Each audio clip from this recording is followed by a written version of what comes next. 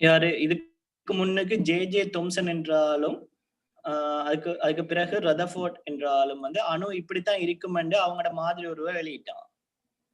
ஆனா அந்த மாதிரி ஒரு இன்னும் வந்து என்ன செய்யப்பட்டது, வர வர மேம்படுத்தப்பட்டுச்சு. நீல் போர் என்ற ஆள் வந்து இலத்திரன் வந்து சும்மா கண்ட மாதிரி சுத்தி தெரியாது. ஒரு கருவை சுற்றி எலக்ட்ரான் வந்து கண்ட மாதிரி சுத்தி தெரியாது. அவர் நினைச்ச மாதிரி சுற்றி தெரிய இயலாது.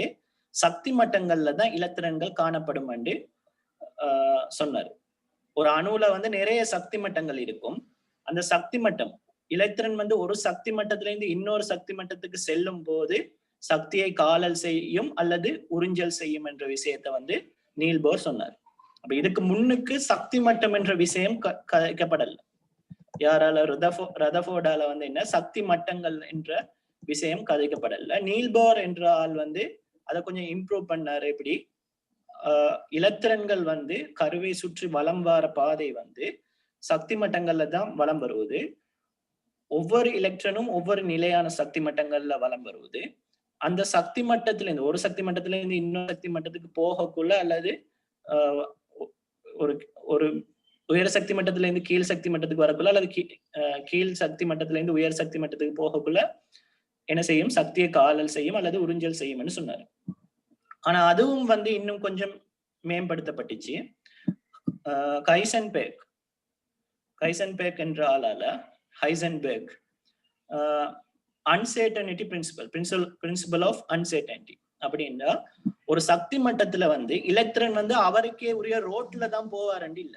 அவருக்கு ஒரு ரோட் ஒன்று இருக்குது, அந்த ரோட்ல தான் போவாருண்டு இல்ல. ஒரு குறிப்பிட்ட பிரதேசத்துல எங்கேயாச்சும் ஒரு இடத்துல வந்து இருக்கலாம் என்ற ஒரு விஷயத்த சொன்னாரு. அப்ப எலக்ட்ரான் வந்து ஒரு குறிப்பிட்ட ரோட்ல தான் போகும் யார் சொன்னாரு, நீல் போர் சொன்னாரு. அப்படி இல்ல, கொஞ்சம் அங்கால இங்கால இருக்கலாம் ஒரு பிரின்சிபல் ஆஃப் அன்சர்டனிட்டி என்ற விஷயத்த வந்து இப்ப இதுல சரியான மீனிங் நான் சொல்லல, சும்மா நார்மலா அவங்க சொன்ன விஷயம். இதெல்லாம் வந்து எங்களுக்கு என்ன முக்கியமான பகுதிகள் இல்ல, சும்மா நார்மலா இவ்வளவு விஷயம் நடந்துக்குதுன்னு சொல்லின்னு போறேன். அதுக்கு பிறகு கடைசியா ஏவின் ஸ்ட்ரோடிஞ்சர் என்ற ஒரு ஆள் ஒரு ஒழுக்குல எலக்ட்ரான் போகக்கூடிய ஒரு பாதை இருக்குதானே, ஒரு அதை வந்து நாங்க எலக்ட்ரான் முகில் என்று சொல்லுவோம், எலக்ட்ரான் கிளவுட் என்று சொல்லுவோம். Electron cloud. இப்ப இந்த எலக்ட்ரான் கிளவுட்ல வந்து எலக்ட்ரான் வந்து எங்கேயாச்சும் இருக்கலாம். குறிப்பிட்ட ஒரு அந்த ரோட்ல தான் போகும் இல்ல, அது வேற வந்து என்ன அந்த அந்த பிரதேசத்துக்குள்ள எங்கேயாச்சும் இருக்கலாம். அந்த பிரதேசத்துல எங்க இருப்பார் என்ற விஷயத்தை, எலக்ட்ரான் எங்க இருப்பார் என்ற விஷயத்த வந்து கணித ரீதியாக சொன்னவர் தான் யாரு, ஏவின் ஸ்ட்ரோடிஞ்சர்.